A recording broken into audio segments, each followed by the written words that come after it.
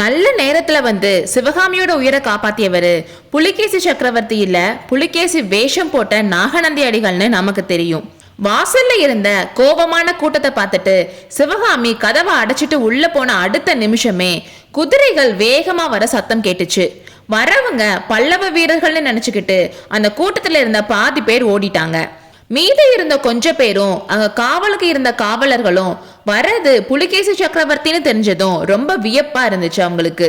நர்மதால இருந்து துங்கபத்ர வரைக்கும் பரவி கிடந்த சாம்ராஜ்யத்தை 10 நாளைக்கு முன்னாடி வரைக்கும் ஏக சக்கராதிபதியா இருந்து ஆட்சி பண்ண நம்மளோட மன்னர் இவ்வளவு சீக்கிரத்துல இறந்துட்டாரேன்னு நினைச்சு வாதாபி மக்கள் ரொம்ப கலங்கி போய் இருந்தாங்க. சக்கரவர்த்திய பார்த்ததும் அங்க மீதம் இருந்த மக்கள் ஓன்னு அழுதுகிட்டு கதறி புலம்ப ஆரம்பிச்சுட்டாங்க. அதை பார்த்த சக்கரவர்த்தி அவர் பக்கத்துல நின்னுட்டு இருந்த வீரன் கிட்ட ஏதோ சொல்லவும் அவன் எல்லாரையும் அமைதியா இருக்க சொல்லிட்டு சத்தமா சொன்னான், மகாஜனங்களே, இந்த கஷ்டமான காலத்திலையும் நீங்க காட்டுற ராஜ விசுவாசத்துக்கு சக்கரவர்த்தி உங்களுக்கு நன்றி சொல்றாரு. எதிர்பாராம வஞ்சக செயல்னால இந்த மாதிரி கஷ்டம் நமக்கு வந்துருச்சு. இதுக்கெல்லாம் கண்டிப்பா பழி வாங்கியே ஆகணும்னு சக்கரவர்த்தி உறுதியா இருக்காரு. நமக்கு இப்ப வந்திருக்க இந்த கஷ்டத்துக்கு இந்த வீட்டுல இருக்க பல்லவ நாட்டு பெண்ணும் ஒரு காரணம்னு தெரிஞ்சுதான் சக்கரவர்த்தி அவளை தண்டிக்கிறதுக்காக இங்க வந்திருக்காரு. அந்த வேலையை அவருக்கு விட்டுட்டு நீங்க எல்லாம் உங்க உயிர் பிழைக்கிறதுக்கான வழியை தேடி போங்க. ஈவ இரக்கமில்லாத பல்லவ அரக்கர்கள் அதர்ம யுத்தத்துல இறங்கி உங்க வீடுகள் எல்லாம் கொளுத்த ஆரம்பிச்சிருக்காங்க. அவங்களோட பொண்டாட்டிகள் பிள்ளைகள் உடைமைகளை காப்பாத்திக்க முயற்சி பண்ணுங்க. உடனே எல்லாரோட வீட்டுக்கும் போங்கன்னு சொன்னான். இதை கேட்டதும் மக்கள் இன்னும் சத்தமா அழுதுகிட்டே ஓடுனாங்க. அதுக்கப்புறம் சக்கரவர்த்தி அங்க காவலுக்கு நின்றிருந்த வீரர்கள் கிட்ட, உங்களோட கடமைய நீங்க நல்லா நிறைவேற்றினீங்க, ரொம்ப சந்தோஷம். இனிமேல் நீங்க உங்க உயிரை காப்பாத்திக்கிறதுக்கு பாருங்க. உயிர் பிழைச்சவங்க எல்லாரும் நாசிகாபுரிக்கு வந்து சேருங்க. அங்க நான் ரொம்ப சீக்கிரமாவே வந்து உங்களை சந்திக்கிறேன். சக்கரவர்த்தி இப்படி சொன்னதும் அங்க இருந்த வீரர்கள் சக்கரவர்த்திக்கு வணக்கம் சொல்லிட்டு கிளம்பிட்டாங்க. அதுக்கப்புறம் சக்கரவர்த்தி அவர் கூட வந்த குதிரை தலைவனை பார்த்து, தனஞ்சயா, நான் சொன்னதெல்லாம் ஞாபகம் இருக்குல்லன்னு கேட்டாரு. ஆமா பிரபு, ஞாபகம் இருக்குதுன்னு சொன்னான்.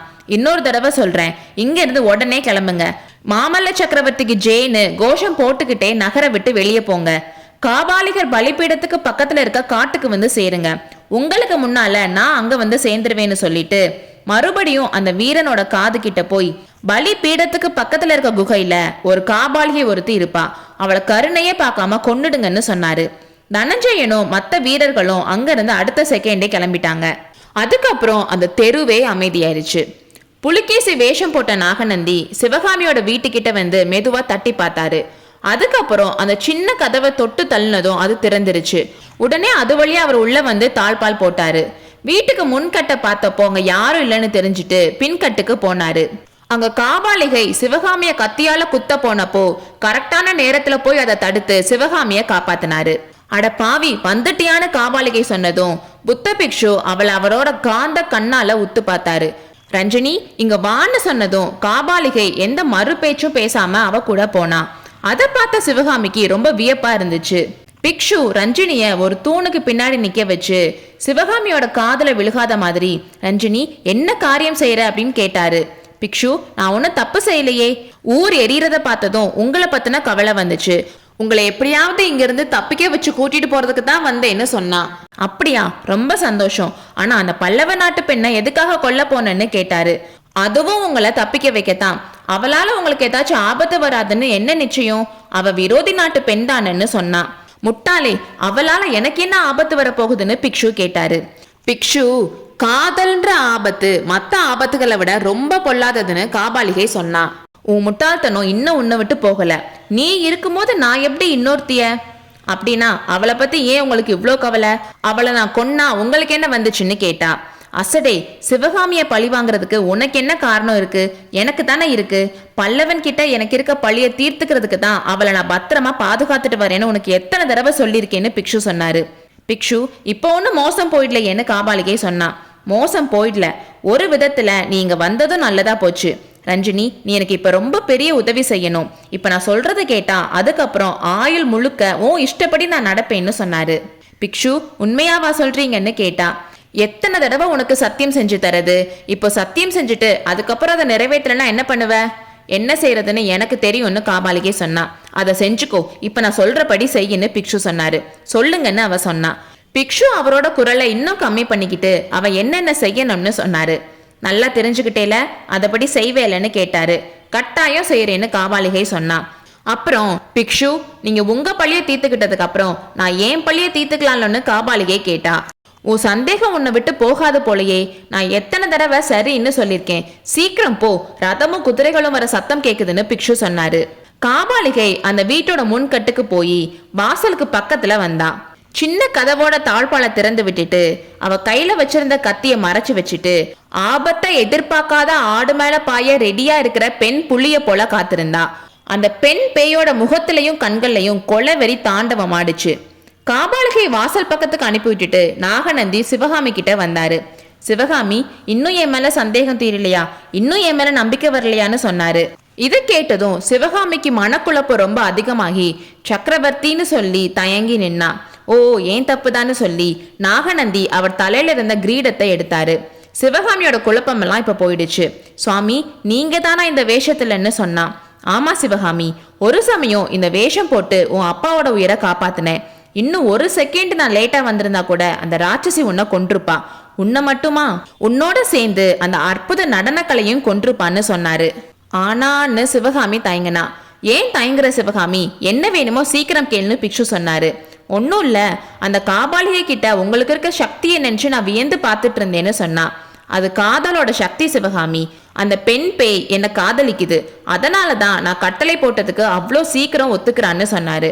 ஆனா இவளோட உருவமே இந்த மாதிரி கொடூரம்னு நினைக்காத. முன்ன ஒரு தடவை சொல்லியிருக்கேனே, ஞாபகம் இல்லையா? ஒரு காலத்துல வாதாபி அரண்மனையிலேயே இவள் தான் ரொம்ப அழகானவ. ஒரு நாள் உன்னை பத்தி ரொம்ப தப்பா பேசினா, அதனாலதான் இவளை இந்த நிலைமைக்கு மாத்திட்டேன்னு சொன்னாரு. ஐயோ, என்ன ஒரு கோரமான தண்டனைன்னு சிவகாமி சொன்னா. இவளாவது இதோட தப்பிச்சா. அஜந்தா குகையில நீ புலிகேசியோட காலடியில சரணடைற மாதிரி வரைஞ்சவனோட நிலைமை என்னாச்சுன்னு தெரியுமா? அவனோட கழுத்தை நான் தொட்டு ஆசீர்வாதம் பண்ணேன். அவ்வளோதான், அவனோட உடம்பே பத்தி எரிய ஆரம்பிச்சிருச்சு. கொஞ்ச நேரத்துக்கெல்லாம் அந்த எரிச்சல் தாங்க முடியாம ஓடி அவன் நதியோட வெள்ளத்துல குதிச்சுட்டான்.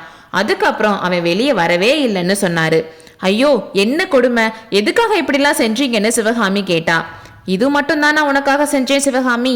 இந்த பெரிய வாதாபி நகரம் இப்ப தீப்பத்தி எரிஞ்சிட்டு இருக்கே, இதுக்கு காரணம் யார் தெரியுமா? இந்த நகரத்துக்குள்ள பல்லவ வீரர்கள் நுழைஞ்சு அட்டகாசம் செய்யறதுக்கும், இந்த நகரத்துல வாழ்ற லட்சக்கணக்கான மக்கள் பித்து பிடிச்சு அங்கைமிங்கை ஓடுறதுக்கும் யார் காரணம் தெரியுமா? தேச துரோகியும் குல துரோகியுமான இந்த பாதகன் தான் சொல்லி பிக்ஷு அவரோட நெஞ்சில படார் படார்னு குத்திக்கிட்டாரு. சிவகாமி, நான் இங்க இருந்து கிளம்பி அஜந்தாக்கு போறப்பவே பல்லவன் படையெடுத்து வரான்னு எனக்கு தெரியும். ஆனா அதை நான் புலிகேசி கிட்ட சொல்லவே இல்லை. ஏன் தெரியுமா? உன் ஒருத்தியோட சந்தோஷத்துக்காக மட்டும்தான். உன்னோட சபதம் நிறைவேறத பார்த்துட்டு நீ இந்த நகரத்தை விட்டு கிளம்புறதுக்கு தான். அதுக்காக தான் என் உயிருக்குயிரான உடன் பிறந்த தம்பிய பறி கொடுத்தேன். வாதாபி சக்கரவர்த்தியோட மரணத்துக்கு நான் தான் காரணம்னு சொல்லி பிக்ஷு மறுபடியும் அவரோட நெஞ்சில குத்திக்கிட்டாரு. சிவகாமிக்கு உடம்பெல்லாம் பதறிச்சு. பிக்ஷுவோட கைய அவர் அடிக்க விடாம சிவகாமி பிடிச்சுக்கிட்டா. சிவகாமி, நான் உன்னை பதற வச்சுட்டேனா மன்னிச்சிருன்னு பிக்ஷு சொன்னாரு. மன்னிக்கிறதுக்கு என்ன இருக்கு சுவாமி? அன்னைக்கு என் அப்பாவோட உயிரை காப்பாத்தினீங்க, இன்னைக்கு ஏன் உயிரை காப்பாத்திருக்கீங்க. இதுக்கெல்லாம் நான் உங்களுக்கு எவ்வளவோ கடமைப்பட்டிருக்கேன். ஆனா எனக்காக நீங்க இவ்வளோ சிரமம் எடுத்திருக்க வேணாம்னு சொன்னா. சிவகாமி, இன்னும் நான் உன்னை முழுசா காப்பாத்தல. உன் அப்பாவுக்கும் உனக்கும் நான் செஞ்சிருக்க உதவிகளுக்கெல்லாம் நீ கொஞ்சமாவது நன்றியுள்ளவளா இருந்தா இப்ப நான் சொல்றத செய் அப்படின்னு சொன்னாரு. என்ன செய்யணும்னு கேட்டா. என் மேல நம்பிக்கை வச்சு என் கூட கிளம்பி வான்னு சொன்னாரு. சிவகாமிக்கு திடீர்னு சந்தேகமும் தயக்கமும் வந்துச்சு. எங்க வர சொல்றீங்க, எதுக்குன்னு கேட்டா. சிவகாமி, இந்த பெண் பேய் உன்னை கொல்ல வந்தாலே அது மட்டும் தான் ஆபத்துன்னு நினைச்சிட்டு இருக்கியா? பல்லவர்கள் வச்ச தீ பக்கத்துல வரைக்கும் வந்துருச்சு. இன்னும் 10 நிமிஷத்துல இந்த மாளிகைக்கும் வந்துரும். அது மட்டும் இல்ல, இந்த வீட்டு வாசல் முன்னாடி நின்றுட்டு இருந்த வெறி பிடிச்ச மக்களை பார்த்தேல, அவங்க உன்னை துண்டு துண்டா வெட்டி போடுறதுக்கு காத்துட்டு இருக்காங்க. வாதாபியோட இந்த நிலைமைக்கு நீதான் காரணம்னு நினைச்சிட்டு இருக்காங்கன்னு சொன்னாரு. அந்த டைம்ல வீட்டு வாசல்ல ஏதோ பெரிய ரகளை நடக்கிற மாதிரி சத்தம் கேட்டுச்சு. கதவு திறந்து மூடுற சத்தமும், அதை தொடர்ந்து ஒரு அலறலும், கீழே ஏதோ தொப்புன்னு விழுகிற சத்தமும் டக்கு டக்கு டக்குன்னு கேட்டு முடிச்சிருச்சு.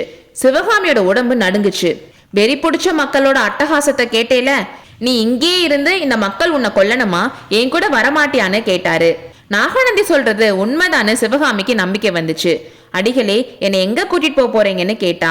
இந்த மாதிரி ஆபத்து வரும்னு எதிர்பார்த்துதான் இந்த வீட்டுல இருந்து சுரங்க வழி ஒண்ணு ஏற்படுத்தியிருக்கேன். என்னை நம்பி நீ என் கூட கிளம்பி வந்தா 20 நிமிஷத்துல உன்னை அந்த கோட்டைக்கு வெளியில கொண்டுட்டு போயிருவேன்னு சொன்னாரு. சுவாமி, அது மட்டும் என்னால முடியாது. நான் உங்களை ரொம்ப வேண்டி கேட்டுக்கிறேன். இந்த வீட்ல இருந்து நான் கிளம்ப மாட்டேன், நீங்க போங்கன்னு சொன்னான். சிவகாமி, நான் சொல்றத நீ முழுசா கேட்கல. உன்னை எங்க கூட்டிட்டு போறேன்னு நினைக்கிற? முன்ன ஒரு தடவை கூப்பிட்ட மாதிரி அஜந்தா குகைக்கு கூப்பிடுறேன்னு நினைக்கிறியோ? இல்ல சிவகாமி, அந்த கனவெல்லாம் இப்போ எனக்கு இல்ல. உன் மனசு மாற போறது இல்லைன்னு நான் புரிஞ்சுக்கிட்டேன். இப்ப என்னோட கவலையெல்லாம் உன்னை எப்படியாவது பத்திரமா கூட்டிட்டு போய் உன் அப்பா கிட்ட சேர்க்கணும்னு தான். உன்னை உன் அப்பா கிட்ட சேர்த்துட்டா அதுக்கப்புறம் நான் என் வழியை பார்த்துட்டு போயிருவேன்னு சொன்னாரு. சிவகாமி கொஞ்ச நேரம் யோசனை பண்ணிட்டு, சுவாமி, உங்களை நான் முழுசா நம்புறேன். ஆனாலும் இந்த வீட்டை விட்டு நான் கிளம்ப மாட்டேன். அவர் என் கையை பிடிச்சு கூட்டிட்டு போனாதான் நான் இங்க இருந்து கிளம்புவேன். இல்லைன்னா இங்கே இருந்து சாகுறேன்னு சொன்னா. நாகநந்தியோட முகபாவம் திடீர்னு மாறிச்சு. அவரோட கண்கள்ல கோப அக்னி பறந்துச்சு. உன் காதலன் மாமல்லன் இங்க உன்னை கூட்டிட்டு போவான்னு நினைக்கிறியா? ஒரு நாளும் இல்லைன்னு சொன்னாரு. ஏன் இல்லைன்னு ஒரு குரல் கேட்டுச்சு. 2 பேரும் திரும்பி பார்த்தாங்க. காபாலிகை அங்க நின்னுட்டு இருந்தா. சிவகாமி, பிக்ஷு சொல்றத நம்பாத. இதோ உன் காதலன்னு சொல்லி அவ தூக்கிட்டு வந்த உடலை தரையில போட்டா. கத்தி குத்தி இருந்த அந்த உருவத்தை சிவகாமி ஒரு நிமிஷம் உத்து பார்த்தா. அது கண்ணபிரானோட முகம்னு தெரிஞ்சதும் அண்ணான்னு அலறிக்கிட்டு ஓடி போய் கண்ணபிரான் கிட்ட உட்கார்ந்தா. அப்போ கண்ணபிரானோட கண்கள் லேசா திறந்துச்சு. சிவகாமியோட முகத்தை பார்த்ததும், தங்கச்சி, உன் அக்கா கமலி உன்னை ஆசையோட எதிர்பார்த்துட்டு இருக்கா. சின்ன கண்ணனும் உன்னை எதிர்பார்த்துட்டு இருக்கான்னு அவனோட உதடுகள் முணுமுணுத்துச்சு. மறுகணம் அந்த சிநேகம் ததும்பிய முகத்தில் மரணக்கலை குடிகொண்டது. பேதை சிவகாமி மூர்ச்சையுற்று கீழே விழுந்தாள். அடுத்த அத்தியாயத்தில் சந்திப்போம்.